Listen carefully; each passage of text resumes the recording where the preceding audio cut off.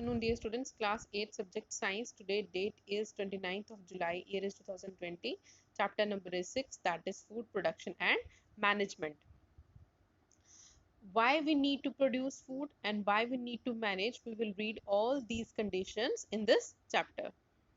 We need to produce food in order to provide it to a large population.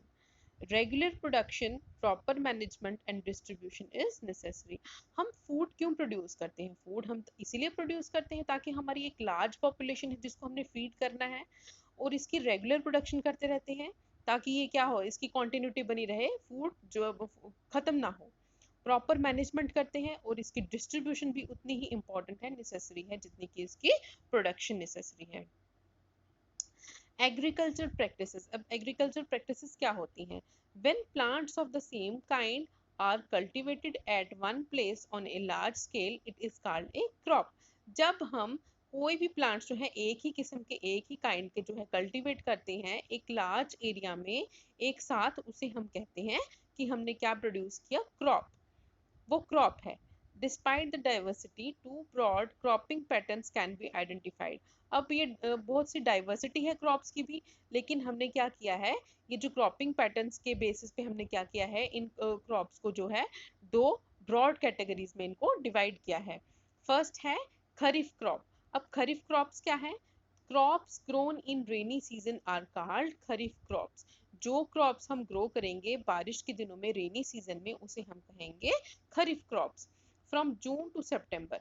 अब हमारी country में जो है रेनी सीजन कब स्टार्ट होता है? Mostly mainly from June to September. तो इसीलिए हम क्या करेंगे, ये खरीफ क्रॉप्स जो है वो इसी सीजन में हम ग्रो करेंगे. और कौन कौन सी क्रॉप्स इसके अंडर आती हैं? पैडी, मेज, soybean, groundnut and cotton.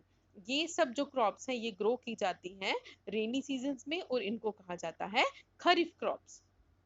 Next is rabi crops. अब रैबी क्रॉप्स कौन सी हो गई? Crops grown in winter season.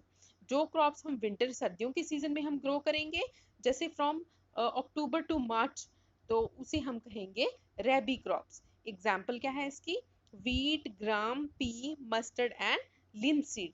ये सब जो क्रॉप्स हैं इन्हें हम ग्रो करेंगे विंटर के सीजन में और हम इसको कैटेगराइज करते हैं रैबी क्रॉप्स के अंडर. अब कौन सी जो है बेसिक प्रैक्टिसेस हैं जो क्रॉप प्रोडक्शन के लिए यूज की जाती हैं? अब हम कहेंगे इन सब चीज़ों के बारे में. तो कल्टीवेशन जो है वो डिपेंड होती है, बहुत सी कंडीशंस उसके लिए जो है वो फेवरेबल होनी चाहिए, तभी हम किसी क्रॉप की कल्टीवेशन कर सकते हैं. Cultivation of crop involve several activities undertaken by farmers over a period of time. With जैसे जैसे टाइम जो है वो एडवांस होता जा रहा है, हमारे फार्मर्स ने भी क्या किया है, बहुत सारी एक्टिविटीज इन्वॉल्व की हैं कल्टीवेशन के लिए न्यू टेक्निक्स के साथ. तो इन ये जो एक्टिविटीज हैं, these activities are refer to as agriculture practices. इन्हें ही हम क्या कहते हैं, जो नई हमने टेक्निक्स, जो एक्टिविटीज जो है हम एग्रीकल्चर में यूज करते हैं, इन्हें एग्रीकल्चर प्रैक्टिसेस कहते हैं, विच आर लिस्टेड बिलो, जो ये नीचे हमने एक्सप्लेन की हैं. First is preparation of soil. अब कोई भी क्रॉप कल्टीवेशन के लिए फर्स्ट कंडीशन क्या होनी चाहिए? सॉइल जो है वो प्रिपेयर्ड होनी चाहिए, मतलब कि उसमें उतने न्यूट्रिएंट्स होने चाहिए. वो क्रॉप को क्या करना चाहिए, उसने मतलब एक कंडीशन प्रोवाइड करनी चाहिए उसकी ग्रोथ के लिए. Second is sowing. अब सोइंग में आ जाता है कि सीड्स को सो करना. फर्स्ट आ गया preparation of soil, second is sowing.